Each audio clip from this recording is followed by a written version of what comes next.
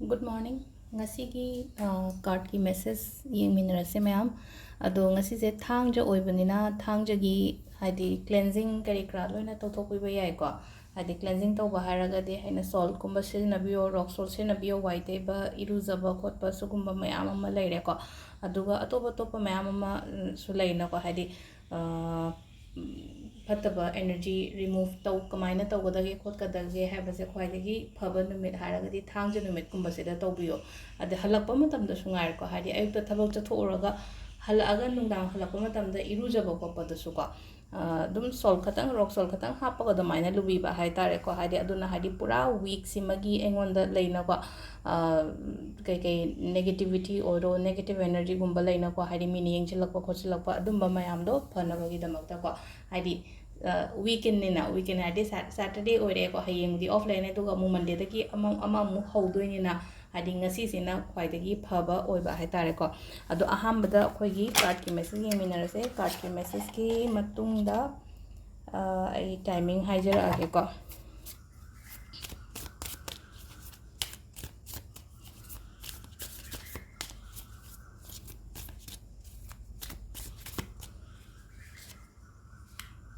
ado manifestation tawba matamda hangakpa yawe ko keno tawbagi पूर्णिमा ता होदे नत्रगा अतोप मतम लाप मतम ता होदे है को अद अखोइना पैसा नुसागी मैनिफेस्टेशन तौगे हागदी थर्सडे और फ्राइडे अनी सिमनुंग अमा ता तौबि को अदुगा मेन ओइना रिलेशनशिप की हागदी इराई नुमित ता तौबियो मैनिफेस्टेशन तौबसे हादि रिचुअल मचा मचा लेना को हादि तौबो याबा खोप याबा लेना को आइना एक्सिमदि आई हैगनी हागदी अदु नुमित ता तौबिबा हाय तारे को अदो हामबदा अखोइगी कार्ड की मैसेज यंगमिनारसे को को क्वाइ फर्स्ट को 6 of wands and like को 6 of wands से पॉजिटिव कार्ड ने हाई बे आई को सिदा को पॉजिटिव कार्ड ने हारगदी सिदा हाइदे सक्सेस गुंबा विक्ट्री गुंबा हाई तारे को सक्सेस विक्ट्री हारगदी माइ पाक पखोट पाइना चतोरिबा थबक आइना तौदोरिबा थबक सिदा मंगोल ओइबा पी को अदो अमदी कै हाइगे हाइ कांसिदा को हाइदे शावबो खोटपदि तौबिगनु को हाइदे सुम नसाइगी आइना आइगी थबक मफमदा ओइरो नत्रगा कनो तौबा हाई तारे को आइना चतोरिबा फंगोदा हाइदे शावगोटपा खोपपा गुंबदि तौबिगनु अदुबु चतोरिबा पोतसे हाई तारे को ngasi ओइना सुम माइ पाकपा खोपा अदुमाइना पीबा हाई तारे को अदो अनिसुबा से स्ट्रेंथ कार्ड एंड लाइक को स्ट्रेंथ कार्ड से तुम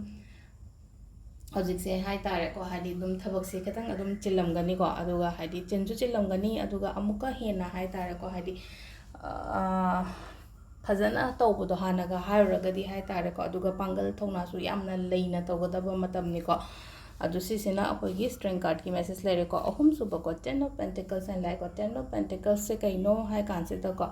अदुम हैप्पी ओइबा हाय तारे को हाइदि हैप्पी फैमिली गुंबा लेबदा हाइदि हनमन करी क्रा पुन हाइदि पुनबबु ओइरो नत्रगा हाइदि नुक्सिना चानाना लेबा खोपा अदुमाइना पी को ngasi गिना हार नुंगाइबा याय फबा खोपा अदोम साइड ओइना हाइदि इमुंग मनुंग हराउ तयामना हाय तारे को समना हारबदा अदो सिदा लेरे कोइगी कार्ड की मैसेज से को अदुगा टाइमिंग से एक पुंग 3 का मिनिट 19 तगिना 9 का मिनिट 4 फाउम लेरे तगी 13 का मिनिट 53 तगिना पुंग 4 का मिनिट 4 फाउम लेरे अदुगा पुंग 5 का मिनिट 9 तगिना 3 का मिनिट 4 फाउम अमम लेरे को अदुगा नुंदांगिना 9 का मिनिट 19 तगिना 12 का मिनिट 94 फाउम लेरे को अदु नोंगालमदागिना 3 का मिनिट 19 तगिना 4 का मिनिट 50 फाउबा अदो सिदा लेरे अखोइ ngasi कार्ड की मैसेज अमदी टाइमिंग अफबा को अदो ngasi से अखोइ थांगज की कलर से ब्लैक सेट पे याय पर्पल सेट पे याय को हादि खितंग डार्क ओइबा कलर गुंबा से सेट पीबे याय को अदो सिदा मखाता वीडियो जोम को ने मिनार से थैंक यू।